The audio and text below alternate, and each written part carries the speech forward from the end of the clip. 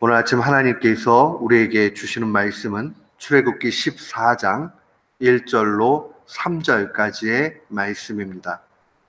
출애굽기 14장 1절로 3절 말씀.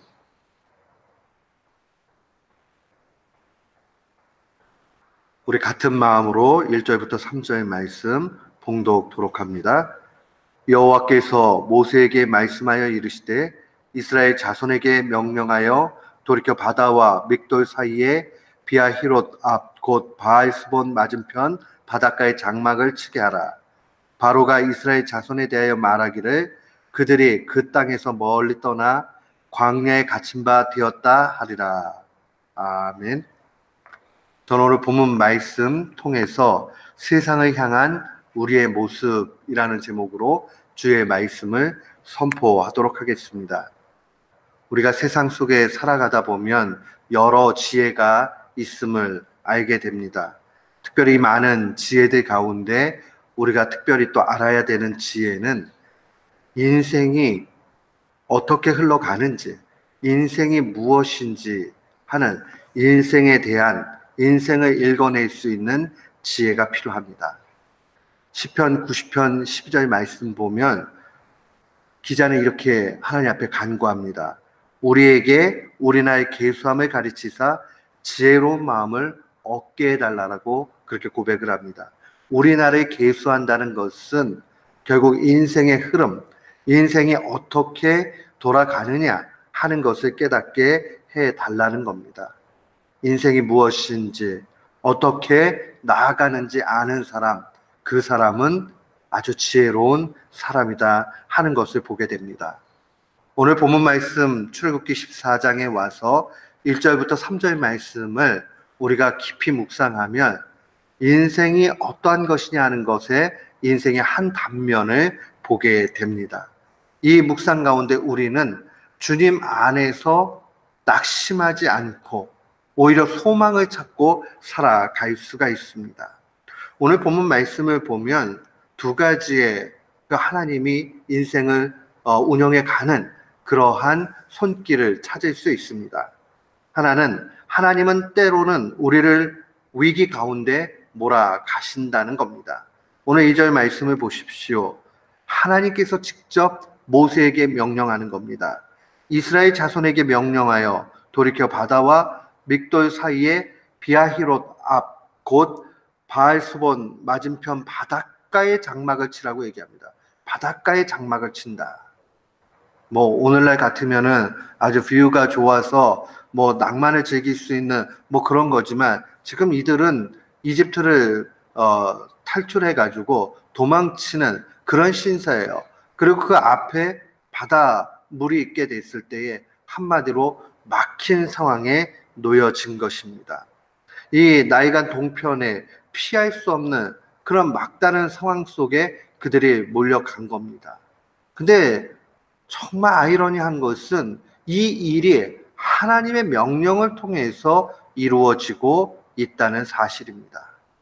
사랑하는 성도 여러분, 우리는 어려움을 만날 때에 우리가 지혜 없고 우리가 실수하고 우리가 죄악 가운데서 그러한 고통을 받을 때 많이 있습니다. 그러나 때때로는 우리의 그런 선택과 상관없이 하나님께서 우리를 이 위기와 고난과 어려움 속으로 몰아가시기도 하신다는 겁니다. 한마디로 얘기하면 하나님으로부터도 얼마든지 우리에게 고난이 올 수 있다는 겁니다. 이때 우리는 많은 혼란을 느낍니다. 과연 하나님께서 선하시다면 내게 이렇게 하실 수 있는가 하는 생각이 들을 수 있어요. 또 한편으로는 이 힘든 상황들을 우리가 어떻게 이길 수 있으란 말인가 하면서 하나님에 대한 원망이 나타나기도 합니다. 그때마다 우리가 조금 생각해 볼 필요가 있습니다. 무엇을 생각해야 되느냐? 우리가 하나님을 다 알 수 없고 하나님의 지혜의 경륜을 우리가 따라갈 수 없다는 사실입니다. 예컨대 어린아이가 부모에게 칼을 달라고 막 자꾸 얘기를 해요. 자기가 잘 다룰 수 있다라고 생각하고 그래요. 근데 부모님 눈에는 판단할 때는 아직 얘가 칼을 다룰 수 있는 능력이 없다 하면 안 주겠지요. 위험하니까. 근데 안 주면 아이 입장에서는 안 주는 부모의 심정과 또 부모님의 의도, 본심을 살피지 못하고 그냥 거절했다라만 기억을 하게 되죠. 우리도 하나님과의 관계에서 얼마든지 이런 일들이 많이 나타납니다. 그때마다 우리가 묵상해야 되는 하나님의 본심이 있습니다. 그것은 바로 신명기 8장 5절로 6절 말씀입니다. 너는 사람이 그 아들을 징계함 같이 네 하나님 여호와께서 너를 징계하시는 줄 마음에 생각하고 네 하나님 여호와의 명령을 지켜 그의 길을 따라가며 그를 경외할지니라. 징계라는 표현 자체가 우리는 때때로 잘못했을 때 고통이 오는, 또 체벌을 받는 거 생각할 수 있지만 또 넓게 생각을 하면 하나님께서 우리에게 그 일들이 꼭 필요하기 때문에 주시는 고난이기도 합니다. 왜 그렇게 하시느냐? 그것은 바로 하나님이 우리를 연단시키시면서 그 명령을 지켜 그의 길을 가기 원하시기 때문에 그러한 고난도 주신다는 겁니다. 성경은 언제나 우리에게 고난에 대해서 새로운 시각을 열어줍니다. 하나님이 우리의 아버지 되시기 때문에 고난 주신다라는 말씀을 성경의 도처에 집어넣어 주십니다. 근데 우리는 이 상황들 속에서 자꾸 다른 생각이 들 때가 있죠. 고난을 받고 어려움에 놓여지게 되면 그건 마치 하나님께서 나를 버리시는 것 같고 나에게 그냥 아무런 소망을 두지 않는 것 같이 느껴질 때 있습니다. 그러나 그때마다 우리는 기억해야 됩니다. 네 하나님 여호와의 명령을 지켜 그의 길을 따라가며 그를 경외할지라. 하나님을 잘 섬기도록 하나님이 인도해 가신다는 겁니다.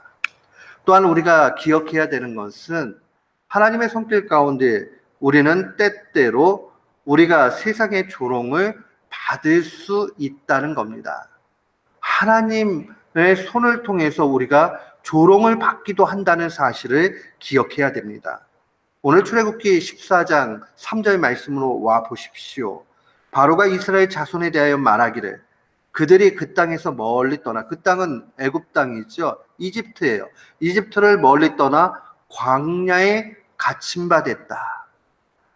이제 다 끝나버렸어 라고 바로가 손가락질 하는 거죠. 우리는 인생 가운데서 이런 세상 속에 조롱을 받게 되는 상황들이 있습니다. 진짜 어려움 가운데 놓여지면 그렇게 돼요. 세상 사람들이 저 예수 믿는 사람 왜 저래? 라고 하는 그런 상황에 놓여질 수 있습니다. 그리고 사탄은 우리의 마음을 낙심시킵니다. 그리고 우리를 정죄합니다. 참소합니다. 야, 가봐. 너는 안 되잖아. 하고 자꾸 낙담의 길로 몰아가십니다. 우리는 그때마다 기억해야 되는 것 있습니다. 인생에서 고난과 조롱의 상황이 될 수 있는 그 안에는 하나님의 깊은 뜻이 녹아 있다는 사실입니다. 아무리 우리에게 고난이 많고 힘든 상황들이 되고 앞을 내다볼 수 없는 꽉 막혀진 그런 상황이 돼도 거기에는 하나님의 뜻, 하나님의 사랑이 묻어져 있습니다. 녹아 있습니다. 그렇기 때문에 우리는 그때마다 주님의 인도하심을 기억해야 됩니다. 마치 고난의 사람 욥이 하나님을 묵상하고 하나님 앞에 부단히 나아갔던 그러한 모습처럼 말입니다. 욥기 23장 10절에 보면 그는 이러한 고백을 하지요. 나의 가는 길을 오직 그가 아시나니 그가 나를 단련하신 후에는 내가 정금같이 나온다. 단련이라는 게 무엇입니까? 이 순금을 얻기 위해서 불순물을 다 빼는 작업들이 이 단련하는 일이고, 또한 문자적으로 보면 이 연장 도구를 만들 때에 강하게 만들기 위해서 철을 대장장이가 두들기고 뜨겁게 하는 상태에서 찬물에 넣었다가 그 다음 다시 불에 달궜다가는 그 과정들이 연단의 과정 아니에요. 그렇게 하게 되면 아주 장력이 높아지게 되고 그런 가운데서 철은 강하게 되고 좋은 기구 또 무기를 만들 수 있게 되는 거죠. 우리의 인생도 하나님의 성격 가운데 이러한 모습이 있다는 것을 분명히 기억해야 됩니다. 우리는 주 안에서 소망 없는 사람들이 아닙니다. 우리가 지금 우리의 인생길에서 가장 고난의 시간을 걷고 있고 또 미래에 대한 불확신 가운데서 두려움이 있다 할지라도 그럼에도 불구하고 세상은 우리를 향해서 너희들이 광야에 갇힌 바 되었다라고 정죄할지 몰라도 우리는 주님 안에서 소망 발견할 수 있습니다. 왜냐하면 광야로 내모신 이인은 바로 하나님이기 때문입니다. 하나님으로부터 나온 것이라면 그 자체로 다 선합니다. 하나님께서 이끌어 주시는 거라면 거기에는 답이 있고 또한 능력이 있게 됩니다. 오늘 이 말씀을 마음에 깊이 묵상하십시오. 한 해를 시작하고 또 초두에 나아갈 때마다 소망이 우리 가운데 가득 차기를 주의 이름으로 축원합니다. 아멘.